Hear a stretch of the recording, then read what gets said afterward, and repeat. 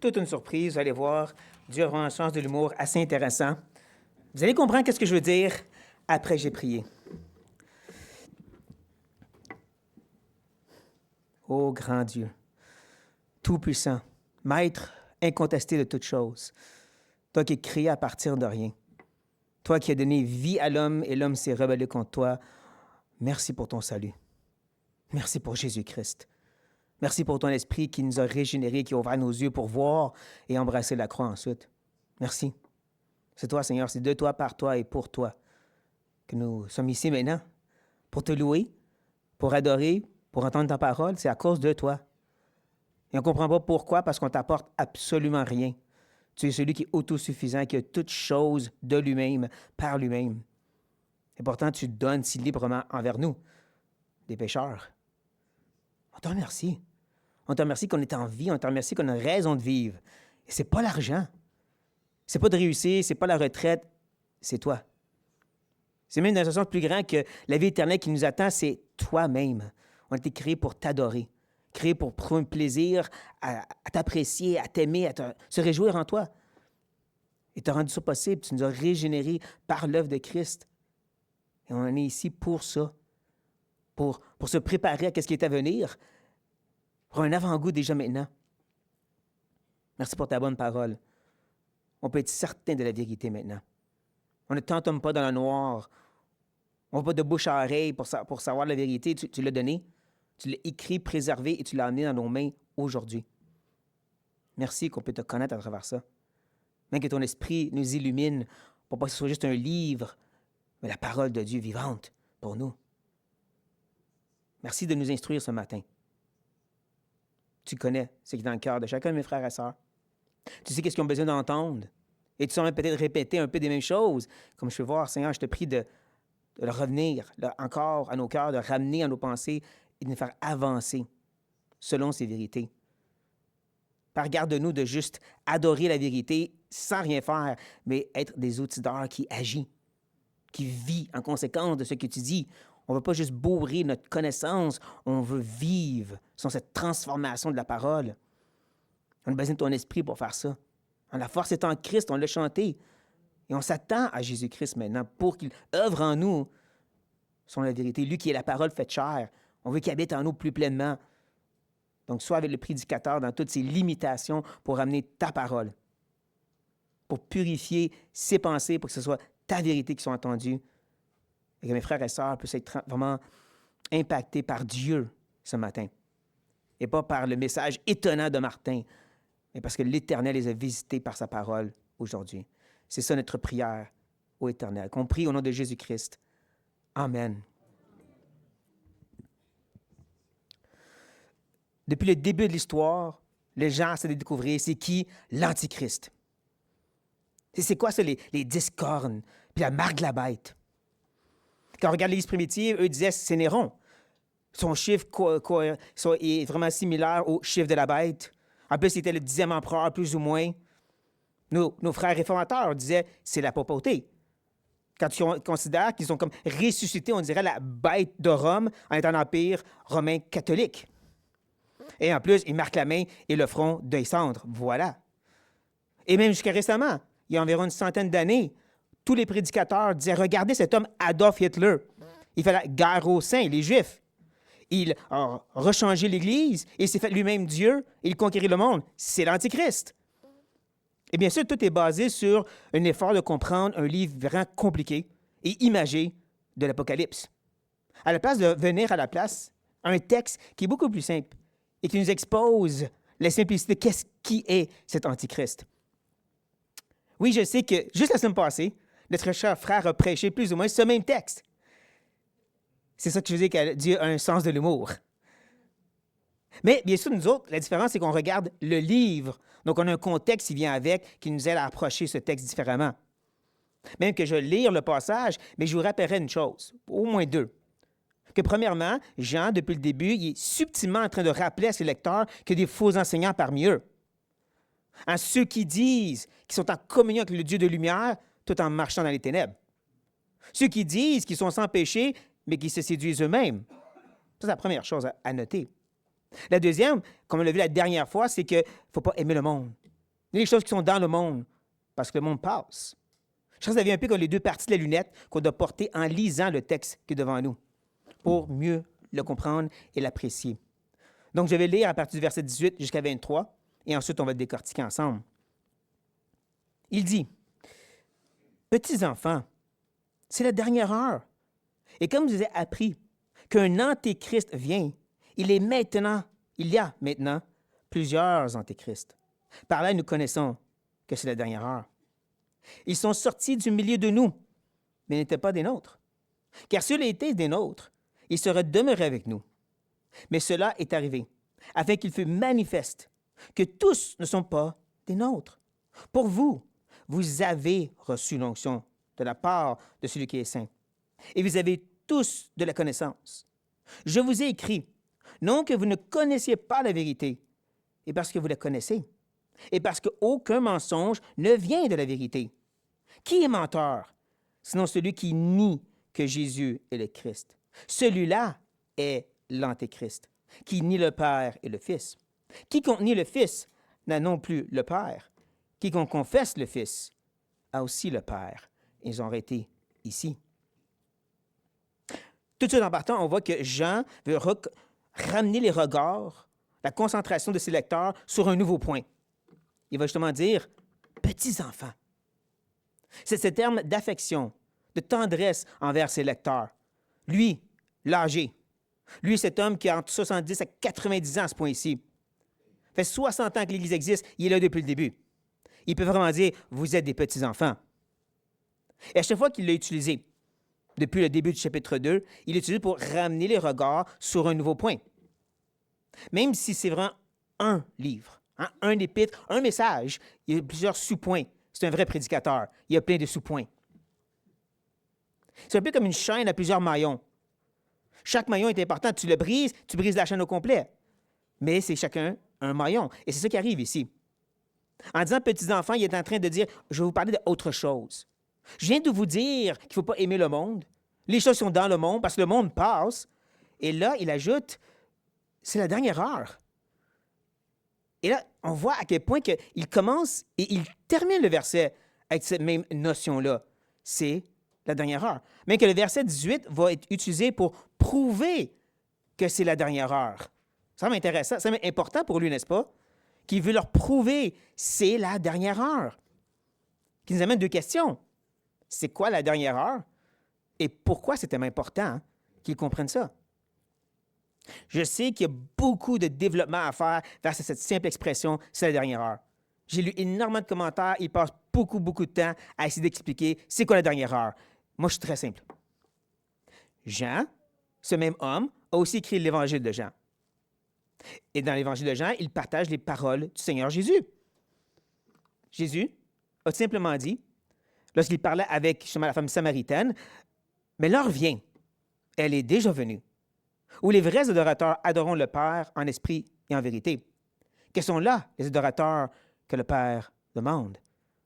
L'heure vient, mais elle est déjà venue, il dit. » On comprend l'idée qu'elle va venir parce que c'est justement ce moment où est-ce que la nouvelle alliance va être établie.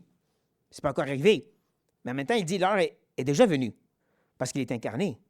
Le Fils de Dieu est venu. Celui qui était promis par les prophètes est maintenant physiquement devant elle. Donc l'heure est venue, mais il n'est pas encore mort, ressuscité. Le vol n'est pas déchiré, le temple n'est pas détruit, la nouvelle alliance n'est pas encore établie. Donc c'est encore à venir. On voit la même sorte d'idée venir au chapitre 5. Lorsqu'il s'adresse à une foule de Juifs et qu'il dit « En vérité, je vous le dis, l'heure vient, elle est déjà venue, où les morts entendront la voix du Fils de Dieu, et ceux qui l'auront entendu vivront. » On comprend qu'il est à venir, la résurrection des morts, elle est déjà venue? Oui. Parce que lorsque Christ est prêché aux gens, que la voix du berger est entendue, ceux qui sont morts dans leurs péchés et transgressions, Éphésiens 2, reviennent à la vie. Donc, il y a une réalité qui est déjà maintenant, qui pointe vers ce qui est à venir de façon ultime. Les théologiens aiment appeler ça le « maintenant » et « pas encore ». Et maintenant, il y a une réalité qui est que débutante et ultimement, elle va arriver à une fin. Et tout ça dans cette fameuse heure. Quand Jean parle de cette dernière heure, C'est comme Paul qui parle des derniers temps. Expression est différente, l'idée est la même, c'est la fin. Quand Jésus est ressuscité, l'horloge a été frappée et le temps commence, le découlement de la fin, son grand retour avec jugement. Bien sûr, pour Paul et Jean, cette fin était imminente. Pensez à Actes, quand Jésus est remonté au ciel. Et les anges ont dit que le Messie va revenir de la même façon. Il y a cette attente que ça va être bientôt, ça. Ça va être très, très bientôt. Sauf qu'ils ne savaient pas qu'il y avait encore un petit 2000 ans à passer, avant que cette dernière heure devienne les dernières minutes et les dernières secondes, comme nous on vit présentement. Donc là, on comprend mieux c'est quoi cette dernière heure. C'est la fin. La fin a déjà commencé. Pourquoi c'est important? C'est quand on retourne dans le verset qu'on va comprendre mieux. Avant une petite gorgée.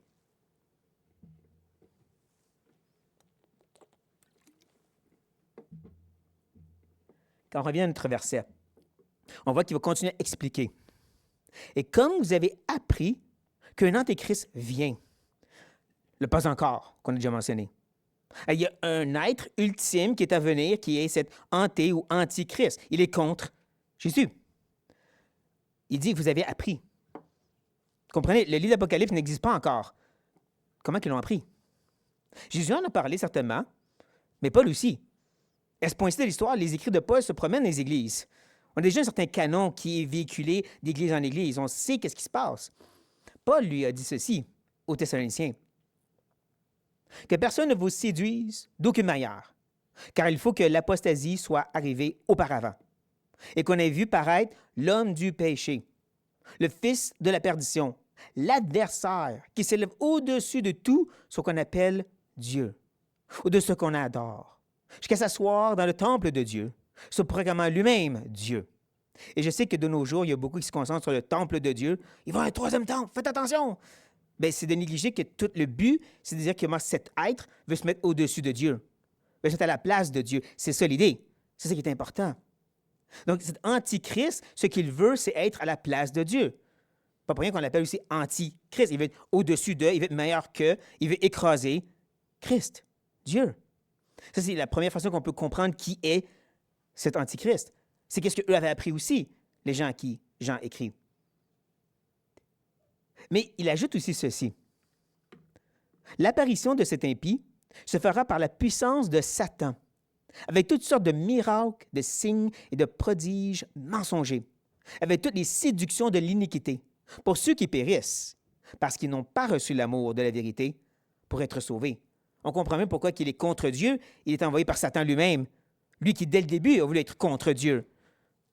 Mais ne manquez pas, il va par les signes et les miracles chercher à séduire les gens, ceux qui périssent, ceux qui ne sont pas sauvés. Ça, c'est qu'est-ce que l'antéchrist, cette bête, cet être de perdition veut faire. Il veut s'élever au-dessus de Dieu et séduire plusieurs pour les éloigner de Dieu. C'est ça qu'ils ont appris. Et c'est là que Jean va continuer en leur disant, il y a maintenant plusieurs antéchrists. Donc oui, il y en a un à venir qui va ultimement, encore, s'élever contre Dieu et séduire les gens. Mais devinez quoi? Il y en a déjà plusieurs des antéchrists. Le maintenant, autant que le pas encore. Maintenant, parmi vous, maintenant dans la réalité dans laquelle vous vous trouvez, il y a des antéchrists. Il y a de ceux qui s'élèvent contre Dieu, contre Christ, et qui veulent séduire les gens pour les éloigner de Christ. Et il n'y a rien de nouveau sous le soleil. On regarde Mohammed, Joseph Smith, je pourrais en nommer quelques-uns, qui ont amené un autre message qui était contre Christ pour en détourner plusieurs. Oui, il y a plusieurs antéchrists qui sont maintenant et qui vont continuer dans le temps, dans cette dernière heure.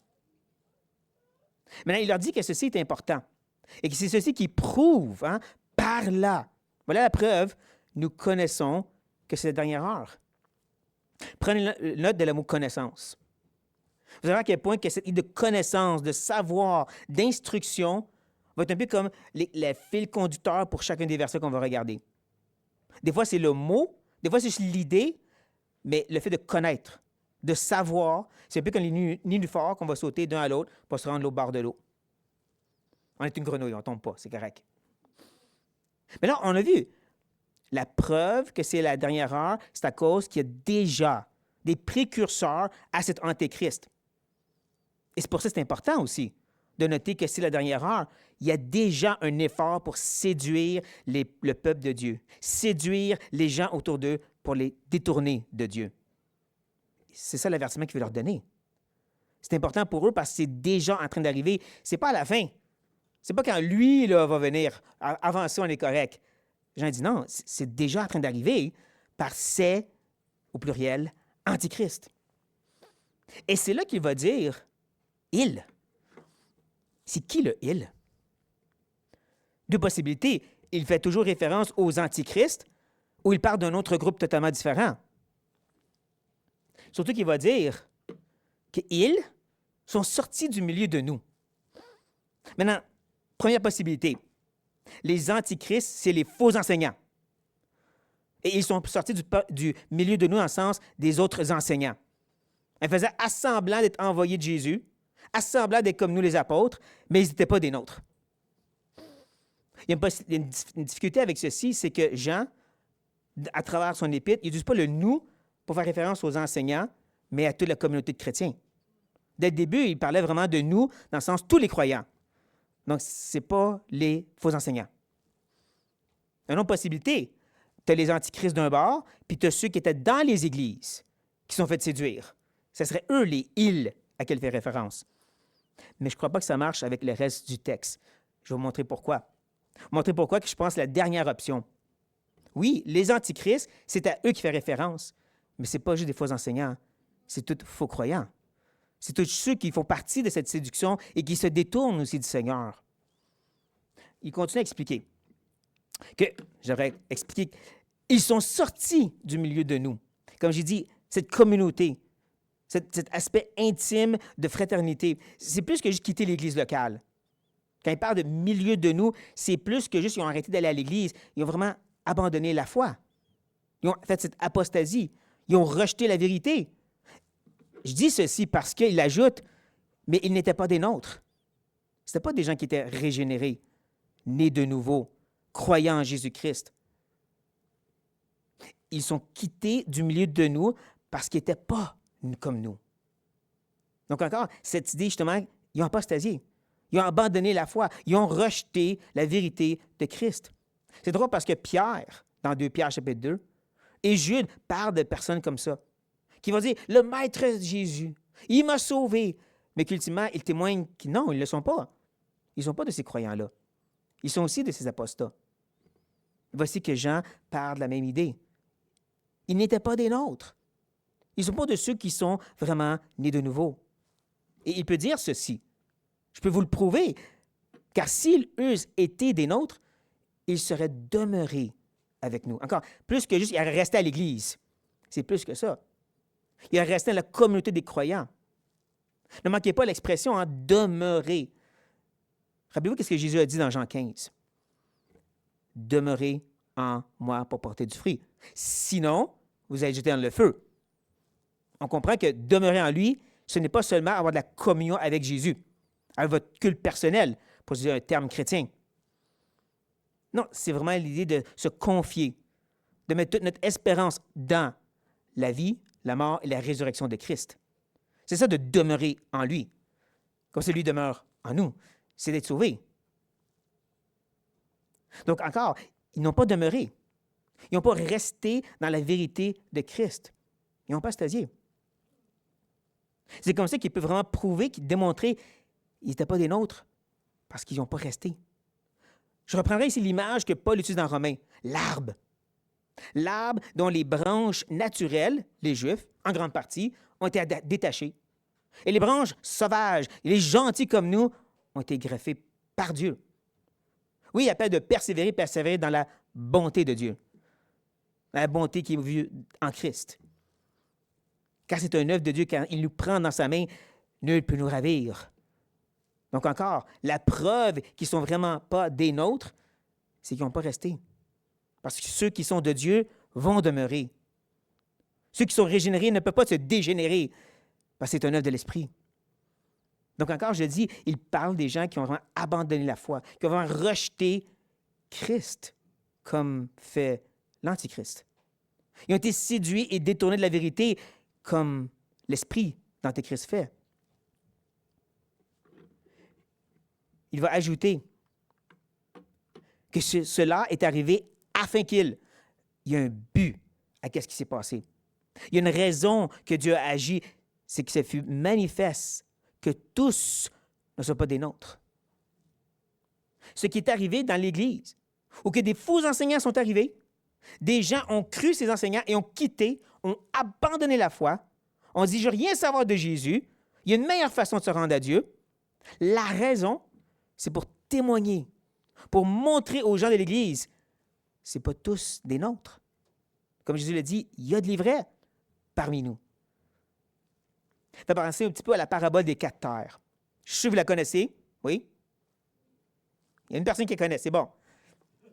Sinon, je vous encourage à aller lire pour vous-même. Jésus le mentionne dans Luc, dans Matthieu, et ainsi de suite. Mais dans cette parabole, la première personne, on reconnaît tout de suite, c'est quelqu'un qui rejette. Il ne veut rien savoir. Il a un cœur dur. Mais il y en a 3 autres qui semblent au début recevoir la parole, n'est-ce pas? Tous les 3. Il y en a un qui porte du fruit. C'est quoi le lien avec les 2 autres? Le premier, tout excité même. « Jésus m'a sauvé! » Mais quand l'épreuve vient, quand la persécution, il meurt parce qu'il n'y a pas de racine profonde. Il n'était pas greffé à cet arbre de vie. Ou l'autre, qui aussi pousse, mais il est étouffé par les mauvaises herbes, démontrant justement qu'il n'était pas greffé à celui qui donne la vie, qui surpasse toutes ces choses. Il s'est en train de témoigner que même si certains semblent avoir été nés de nouveau, ultimement, ils ne le sont pas. Et les épreuves et les séductions manifestent ceci. Ça, c'est Dieu qui est à l'œuvre. Dieu est à l'œuvre comme ceci dans son peuple depuis le début. Dans Deutéronome, chapitre 13, Dieu parle des faux prophètes qui vont venir, avec des prophéties qui vont vraiment se réaliser et des signes qui vont être vrais. Et ensuite, ces prophètes vont dire, « Venez, on va adorer d'autres dieux. » Voici ce que Dieu dit face à ceci. « Tu n'écouteras pas les paroles de ce prophète ou de ce songeur, car c'est le diable. » Ah non, attends une minute. C'est l'Éternel, votre Dieu, qui vous met à l'épreuve pour savoir si vous aimez l'Éternel, votre Dieu, de tout votre cœur et de toute votre âme. Vous savez que Dieu connaît toutes choses. Il sait ce qui est dans le cœur de son peuple. Ce n'est pas pour lui qu'il fait ça. C'est pour eux. Je vais vous montrer ceux qui m'aiment vraiment et ceux qui sont réellement mes enfants. Même chose arrive dans le livre de Juges. Quel livre très triste. Où est-ce qu'on voit le peuple de Dieu devenir de pire en pire. Mais dès le début, on voit qu'ils sont désobéissants. Ils désobéissent les 2 gros commandements de Dieu.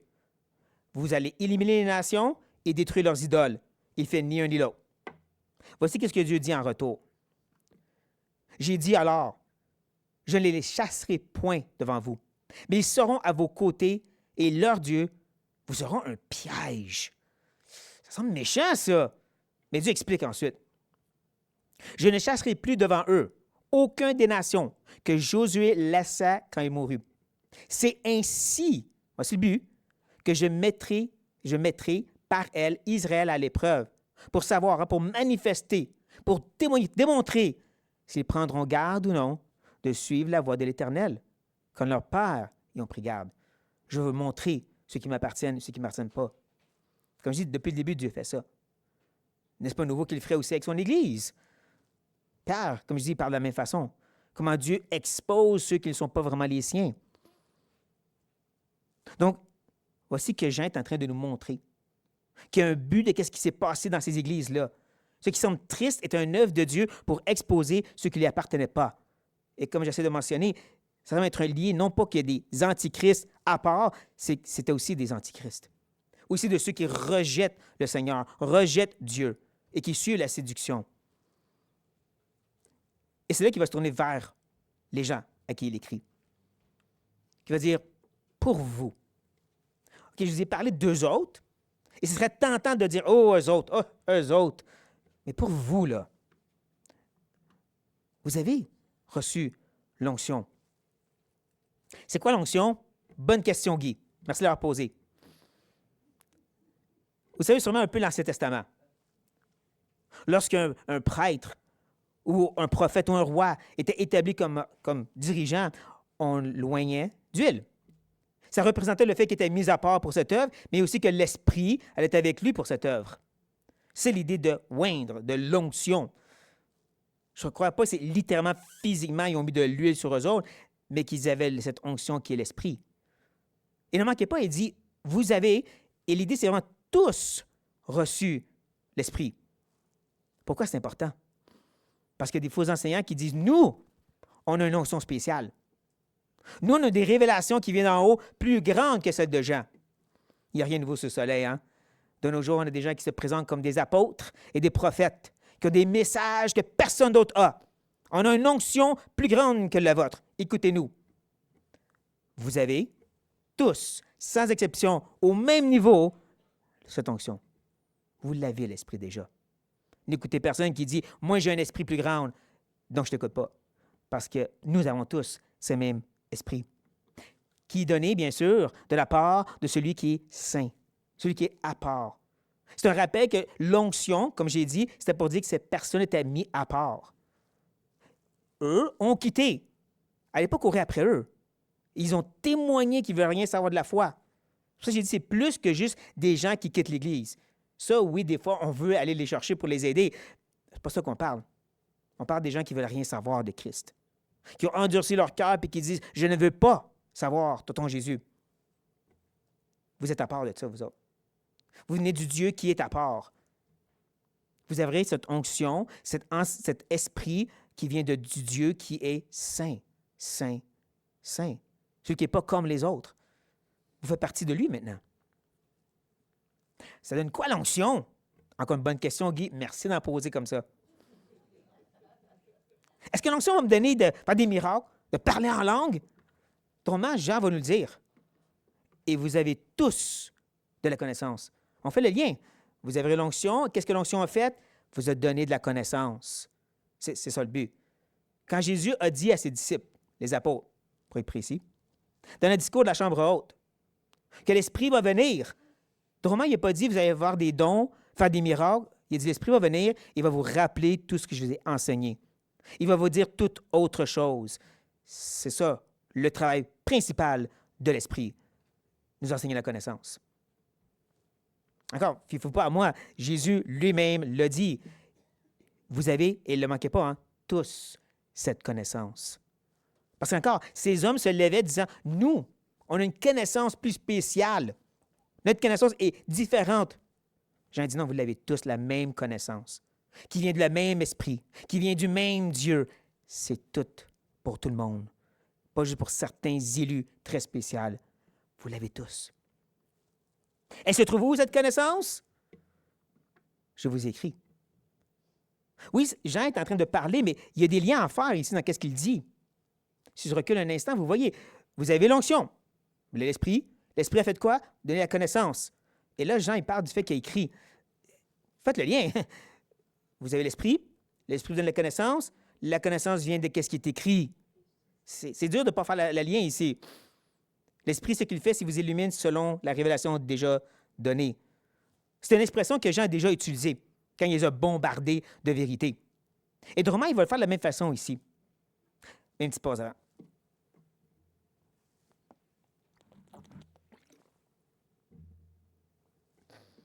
Voici ce que je veux dire. Il va leur dire, je vous ai écrit, non, que vous ne connaissiez pas la vérité. Encore, des gens qui sont arrivés, qui ont dit, non, vous n'avez rien compris. Nous, on a la vérité. J'en dis, non, vous l'avez déjà. Je ne vous écris pas pour vous donner de la vérité, vous n'avez pas, mais vous l'avez déjà. C'est un peu la même chose qu'il a faite dans la section qu'il a bombardé en disant, je vous écris, je vous écris, je vous écris. Il leur a dit à ces jeunes gens, il leur a dit à ses pères des vérités qu'ils savaient déjà. Vous avez conquéri le monde en Jésus-Christ. Ils savaient déjà. Vous avez une relation avec le Père. Ils savaient déjà. Je vous écris, non que vous ne connaissez pas la vérité. Je ne vous dis pas parce que vous êtes imbécile et vous avez besoin d'enseigner, mais parce que vous l'avez déjà, la connaissance. Vous savez déjà la vérité. Laissez personne vous dire qu'il y a d'autres vérités. Vous l'avez déjà. Et moi, je vous écris pour vous le rappeler. Vous l'avez déjà.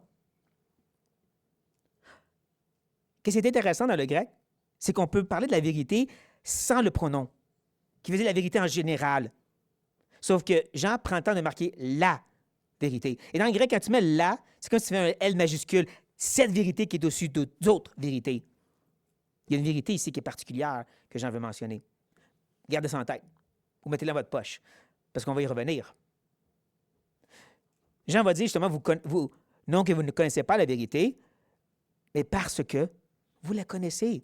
Comme je cesse de dire, vous l'avez déjà. Ça, c'est la première raison pourquoi il leur écrit. Laissez personne vous tromper sur des nouvelles vérités, vous l'avez déjà. Et il y a une autre raison que je vous écris. Et parce qu'aucun mensonge ne vient de la vérité. Aucun mensonge peut être produit, peut ressortir de la vérité. Pour reprendre une image de Jésus, l'arbre, le bon arbre, ne peut pas produire des mauvais fruits. Pourquoi c'est important? Guy, tu es en feu aujourd'hui. La raison c'est important encore, c'est les faux enseignants. Les enseignements qu'ils ont apportés, ce n'était pas quelque chose de totalement nouveau. Ils ont pris quand même des idées et des concepts chrétiens. Des choses que ces gens avaient déjà entendues. Ils ont souvent parlé d'un Christ, d'un oint spécial. Ils ont parlé du Dieu invisible. Ils ont pris des termes qu'eux connaissaient, des termes qui viennent de la vérité. Mais tout ce qu'ils ont dit n'était pas la vérité. Et les gens le rappellent, aucun mensonge vient de la vérité. Ça peut avoir des petites cloches de vérité, mais si ce n'est pas sur la totalité de la vérité, c'est un mensonge. N'écoutez pas. Oui, mais il y a des versets dans ce qu'il dit. Il prend des concepts chrétiens. Ce n'est pas la vérité, n'écoute pas. Je vais vous donner un exemple plus moderne. Peut-être vous connaissez, peut-être vous ne connaissez pas, ministère de délivrance. On prend l'idée, dans la Bible, il y a des gens possédés. Jésus sort les démons. Donc, on peut faire ça aussi. Et là, on commence avec le nombre de démons, comment ils fonctionnent, comment les combattre, comment ils vont revenir, et ainsi de suite. Et là, on a créé un gros programme de comment ça marche. On a pris des choses qui étaient de la vérité, puis on a créé totalement quelque chose d'autre. C'est le mensonge. Aucun mensonge vient de cette vérité. Même si ça semble prendre des choses de la Bible, c'est un mensonge. Ça ne vient pas de la vérité. Et encore, ils ont la vérité. Ils ont justement ce qu'il leur faut. Et c'est là qu'on se pose encore la question, c'est quoi cette vérité? Cette vérité qui va nous démontrer que le reste, c'est des mensonges. Et Jean va nous dire, ben, c'est qui le menteur? Vous comprenez, hein? Celui qui dit des mensonges, c'est le menteur. C'est qui ce menteur-là? En d'autres mots, comment on peut reconnaître la vérité du mensonge, notre cher ami Jean? Sinon celui qui nie que Jésus est le Christ. Là, il faut comprendre, c'est plus que juste l'expression « Jésus est Christ ». Parce que tout le monde le dit. Ça, les témoins de Jéhovah disent quand même que Jésus sauve, mais ce n'est pas la même façon que nous on dit. Ce n'est pas le même message. C'est plus que juste l'expression « Jésus est Christ ».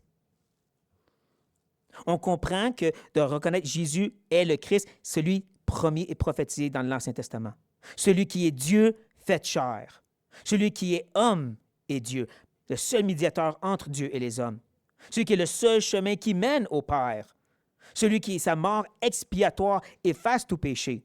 Et sa résurrection justifie tous ceux qui croient en lui. Ça, c'est inclus dans Jésus et le Christ. Donc, c'est cet évangile qui est du début à la fin de la Bible. Ce message qui est la vérité, qui est rejeté par ces gens-là. C'est pour ça que je dis encore, ces antichrists, c'est plus que des faux enseignants. C'est tous ceux qui nient toute cette belle vérité sur le Jésus qui est le Christ. Ce message de l'Évangile. C'est dur à entendre parce qu'on veut montrer grâce, on veut être gentil. Mais c'est le dernier temps. C'est sa dernière heure. Et ces antichrists sont contre celui qu'on dit qu'on aime. Ils nient Jésus est Christ.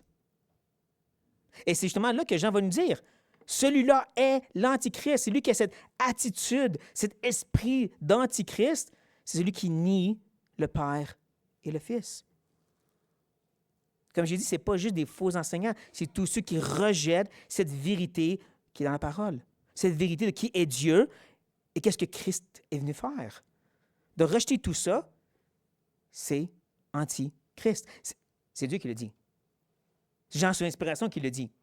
C'est pas moi. Mais il y a un beau lien qu'il ne faut pas manquer entre le fait de nier Christ et de nier le Père aussi.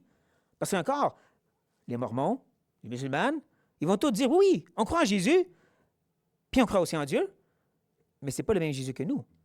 Donc, ils ne croient pas. Ils n'ont pas ce même Dieu non plus. Et ça, c'est important. Celui qui nie le Père et le Fils, c'est lié ensemble. Justement, dans Jean chapitre 5, Jésus va dire, afin que tous honorent le Fils comme il honore le Père. Celui qui n'honore pas le Fils n'honore pas le Père qui l'a envoyé. De rejeter qui est Jésus dans son œuvre, dans sa personne, c'est de rejeter le Père aussi. Il est encore plus frappant quand il est dans le discours de la chambre haute. Il parle à ses disciples qu'il va y avoir une grande persécution contre eux parce qu'ils représentent Jésus. Mais ils vous feront toutes ces choses à cause de mon nom, parce qu'ils ne connaissent pas celui qui m'a envoyé. Combien de religions, combien même dans le monde chrétien disent qu'ils connaissent Dieu, mais ils ne connaissent pas le Fils. Si je n'étais pas venu et que je leur ai eu point parlé, ils n'auraient pas de péché. Mais maintenant, ils n'ont aucune excuse de leur péché. Celui qui me hait aussi mon Père, de nier, de rejeter, de repousser Christ, Jésus, ce Messie, ce Sauveur. Le seul chemin, c'est de ne pas avoir le Père non plus. C'est pour ça que Jean peut ajouter, quiconque nie le Fils n'a pas non plus le Père. Ce n'est pas le même Dieu. Ce n'est pas la même adoration. Jean est vraiment tranchant, n'est-ce pas? J'aurais pu dire Dieu est vraiment tranchant. Mais en même temps, de l'autre côté, il dit quiconque confesse le Fils a aussi le Père. De confesser, c'est d'être en accord avec, de proclamer de la même façon que Dieu. Un peu quand on confesse le péché, Dieu dit ça c'est mal, c'est contre ma volonté. Et on dit oui Dieu, j'ai été contre ta volonté, j'ai péché, je confesse. Et là, on comprend que c'est confesser le Fils, c'est pas juste dire Jésus sauve. Il te sauve de quoi? Il te sauve comment? Il te sauve pourquoi? C'est plus que juste dire Jésus. Que dire Jésus est Fils de Dieu, ça veut dire quoi? Confesser le Fils, c'est confesser la totalité du corps de la Bible enseigne sur qui est Jésus et qui est Dieu. C'est ça de confesser. Et c'est important parce qu'encore, on est dans cette dernière heure, dernier temps, dernière minute et seconde pour nous. Il y a des antichrists. Et j'espère que vous avez démontré par le texte, ce n'est pas juste ces faux enseignants, évidents, là-bas. Kenneth Copeland, hey, ça c'est clair, il est même possédé, je suis sûr de ça. C'est plus que ça.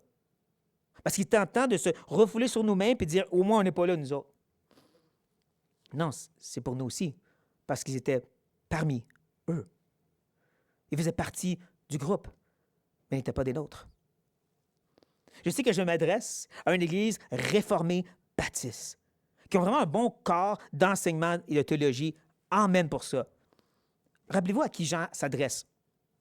Ce sont des églises en Asie mineure, comme Éphèse, Laodicée, et ainsi de suite, qui ont été établies par le ministère de Paul. Éphèse, directement par Paul, d'autres, c'est des hommes que Paul a formés. Ensuite, Timothée aurait œuvré parmi certaines de ces églises, et finalement Jean lui-même.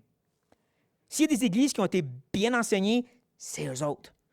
Et pourtant, il leur dit, c'est la dernière heure, et il y a des antichrists, vous devez faire attention. Dieu vient de vous en montrer certains, vous devez être sur vos gardes. Vous devez réaliser qu'aucun mensonge vient de cette vérité.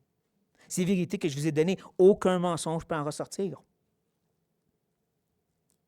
Depuis ces 10 dernières années, j'ai le bonheur, la bénédiction de pouvoir me prendre dans plusieurs églises et regroupements chrétiens. Des fois pour prêcher, des fois juste participer à ce qu'ils font. Et honnêtement, des fois, je suis attristé, je dirais même alourdi d'entendre ce qu'ils croient, comment qu'ils pensent et surtout qu'ils écoutent. Et je ne dis pas ça pour dire « eux sont horribles, moi je suis bon ».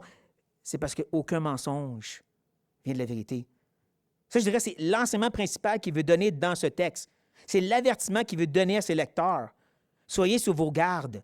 C'est déjà arrivé, ça va arriver encore, parce qu'on est dans la dernière heure, parce qu'il y a déjà des antichrists. Plusieurs croient que Jude a été écrit pour parler des faux enseignants dans l'Église. Je crois que Jude est écrit pour parler des faux croyants dans l'Église et comment que eux aussi peut faire des ravages. Ces gens qui n'ont pas la vérité, qui disent l'avoir et qui nuisent à l'Église. Les gens ne vont pas faire la chasse aux antichrists. Ce n'est pas ça le but. Mais encore, c'est de reconnaître aucun mensonge vient de cette fameuse vérité. Et merci Seigneur, vous avez l'Esprit. Vous avez cette connaissance et la vérité. Vous êtes déjà équipés. C'est de prendre ceci. L'utiliser comme une lumière pour reconnaître, est-ce réellement de la vérité ou est-ce ce mensonge? J'ai entendu une expression récemment que je trouve un peu drôle, mais qui est tellement vraie. Si ce n'est pas de la Bible, ce n'est pas biblique. Ça semble ridicule, hein? Mais en même temps, de nos jours, je peux vous dire, de plus en plus, dans le monde chrétien, ça ne change rien. Ça sonne biblique, ça prend des versets, donc c'est de Dieu. Non. Si ce n'est pas un effort de comprendre la totalité de la vérité de Dieu, ce n'est pas biblique. Ce n'est pas la vérité, c'est le mensonge. Ce n'est pas pour vous. Mais encore, on a la vérité et on doit l'utiliser. Si eux devaient se préparer pour d'autres situations, désolé de vous le dire, vous aussi devez vous préparer pour cette situation-là. Que Dieu nous aide à être sur nos gardes, selon ses vérités. Prions. Père, merci encore une fois que tu nous as donné ton esprit, qui nous illumine et qui nous enseigne. Cette onction, comme Jean l'appelle. Et pour tes écrits, par lesquels on peut être certain qu'est-ce qui est de Dieu, qu'est-ce qui ne l'est pas. Qu'est-ce qui est vérité et qu'est-ce qui est mensonge. Père, on vit dans un temps où il y a énormément de mensonges camouflés en vérité. Des mensonges greffés à la vérité. Et comme on voit ici, comme Jean a averti il y a 2000 ans, hein, on prie d'aider ton Église à se réveiller à ceci. Parce qu'on est dans les derniers temps. Parce qu'il y a des antichrists tout partout. Aide-nous à être sur nos gardes. Aide-nous à prendre au sérieux ce qu'on écoute, ce qu'on entend, ce qu'on croit. Père, de nous rappeler à quel point que notre croyance va affecter notre vie ensuite, notre marche avec toi. Et tu nous as dit comment marcher avec toi. Je prie non seulement pour mes frères et sœurs ici à Actonville, mais vraiment pour ton Église dans le sens large. Ramène la vérité. Nettoie-nous par l'eau de la parole. On en a grandement besoin, ô Éternel. Nous le prions au nom de Jésus-Christ. Amen.